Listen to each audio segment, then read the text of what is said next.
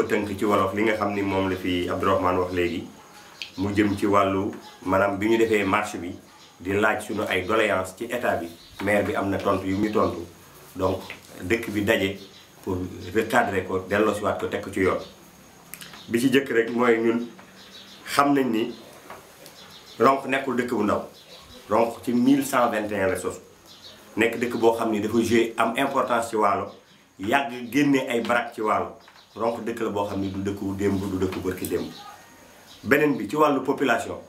boo séddalee commune bi ñeenti cër benn bi Ronkh la kon Ronkh dafa am poids lépp looy def di nga séddale kenn ku ne da nga koy sédd li tolloog dayoo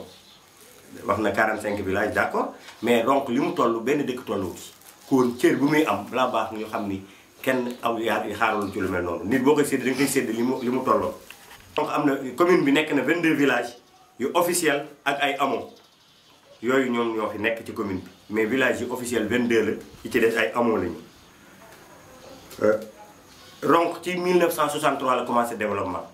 ak foyer des jeunes lépp loo xam ni si yëngu-yëngu la ci wàllu développement Ronkh dugal na ci loxoom yu ci bari fii la sosoo lu mel ni FONGS lu mel ni CNCR lu mel ni ACESCAO donc yooyu balaa baax ñu xam ni Ronkh daf ci yàgg joué ci wàllu développement. beneen bi ñun dañuy laaj naan yoon yi baaxul aménagement yi baaxul xorom si mu tontu ñu nii bor bi nag kenn ku nekk sa bor lu muy toll mooy li sa bay di toll. donc léegi nag 2 milliards 5 yooyu Ronkh nee na ñun fan la jóge xamuñu ko donc loolu itam même bu fekkee am na dafay tolloog day méngoo ak li nga xam ni moom la Ronkh war a am ci li muy bay. bon ci wàllu éducation ci njàng mi dañuy wax ni amul clôture maanaam tablement amu ci léegi itam maire bi xamal nañu ni maa fi tabax lycée def naa lii ñu xam ni itam ñetti salle de classe tabax na ci lycée boo xam ni fekk na ñi fi jiitu woon doon ko dox ba mu taxaw. beneen bi dëkk bi dañuy d'accord ni dañuy gërëm Bekay Diop maire Ross Béthio ku jàppoon la ci dossier bi ba lycée bi taxaw donc fekk na fi lycée bi tabax na fa ñetti salle de classe te ba léegi pareegul amagul équipement loolu itam waaw te itam PNDL la du moyen boppam comme ni mu ko waxee waaw. beneen bi ñu jàngat ni moom maire bi mosul visiter maanaam mosul jóg sol dàllam di seeti benn école ci Ronkh mosul dëgg tànkam ci benn école te itam loolu jaaduwul. bon ci wàllu marché bi mu ne dafa lëndëm marché bi dafa lëntul ndax itam képp koo xam ni état continuité la boo doonee ay projet yu dox da ngay doon na projet yu feebar projet yu kii te kii antenne bi moo ci daanu moom mu ñëw fi ànd ak waa Sonatel wax ni nañ ko delloo fii waa dëkk bi bañ kon dañuy jàpp ni loolu ñu bañ xëy na moo tax mu bañ ci waxati waaye marché bi xam na lu ci xew ndax moom moo ko war a xam ndax mooy maire ku ñu fal yaay seet lépp lu nga xam ne doon na fi dox état continuité la bu subaa dafay wàcc keneen day jël bu ñëwee la vie continue donc loolu moom loolu lañ ci wax. ci wàllu éclairage bi daaw fii am na koo xam ne fii lañ ko fetal ay sàcc yu ñu reyante fii am na nit koo xam ne dañ ko jam fii kon dëkk bi am insécurité ñun waxuñu problème mu commune bi dañuy wax ci biir Ronkh lamp yi dëkk bi dafa màgg ci quartier yoo xam ne courant bi eggagu fa lamp yi tàkkuñu daaw dañuy cotiser kër gu nekk téeméer 500 francs par ménage ci la ñuy defaree lamp yi remplacer lamp yëpp te ci kaw dëkk bee ko def ci seen moyen bopp. léegi nag ñu xamal ni itam maire bi ni ko 32 ans parce que 32 ans Rosso Sénégal la woon ak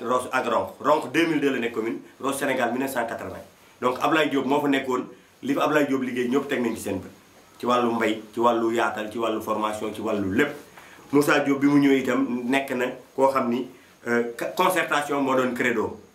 dañ ko bañoon ba communauté rurale bi se concerter pour se développer moo doon suñu credo. donc kon waxtaan boobu CIVD yi CVD yi ñëpp ci dugaloon seen loxo ñëpp a doon xam ñëpp a doon waxtaan donc bu ñu xam loolu itam liggéey bi ñu def ci biir commune bi na nga ko seet ci statistiques yi maanaam tabax nañu ñeenti collège ci biir commune bi ci diggante boobu tabax nañu itam ñeenti poste de santé yoo xam ne équipé nañ leen ci biir jamono boobu. bon ñun itam léegi gis nañ ni seetlu nañu sax ni partenaires yi nga xam ne ñoo doon partenaire commune muy lu mel ni commerce yi lu mel ni réseau lu mel ni plan ñooñu ñëpp a tey gayaax nañu wala seen intervention wàññeeku na loolu yëpp lu ko waral ñàkk sawarte ak ñàkk kii comment dire waaw. léegi itam mooy wàllu santé bi li mu ci wax mooy di poste de santé yi am nañ poste de santé Diawar Ndiatène Ronkh Kassak Sud poste de santé bu nekk équipé nañ ko bu nekk jox nañ ko équipement kon loolu mooy li nga xam ni doomi Ronkh yi liggéey nañ ko ndax xam nañ ni commune bi du Ronkh école yi 26 écoles élémentaires tabax nañ ko fi amul dëkk bu amul école te ñi fi bàyyi ñu fi fekk ñoo koy def kon ñooñ fi nekkoon di liggéey dañ doon liggéey ci yeneen dëkk yi du Ronkh rek la ñemale woon seen action moom itam dafay continuer liggéey ci Ronkh liggéey ci yeneen dëkk bilan nag jotagul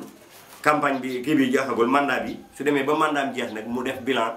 bu wax lu mu liggéey ak lu mu liggéeyul parce que liggéey bi daf koy natt ci lu mu waroon def ak li mu def foofu lañ koy mesurer mais pour le moment nii dëkk bi daal dañuy wax ni lii nga xam ni tontu na ko tekk ci kaw deru dëkk bi nañ ko dindi tekk ci yoon ba nga xam ni ku ko dégg daa xam ni lii mooy lu jaadu lii moo amul beneen bi nag dañu xam ni kilifa dafa war jiitu nit ñi topp ci gannaaw mais warul walbati ko di jàkkaarloog ay askanam di def ak ñoom face donc loolu la dëkk bi waxoon chargé ko comité bi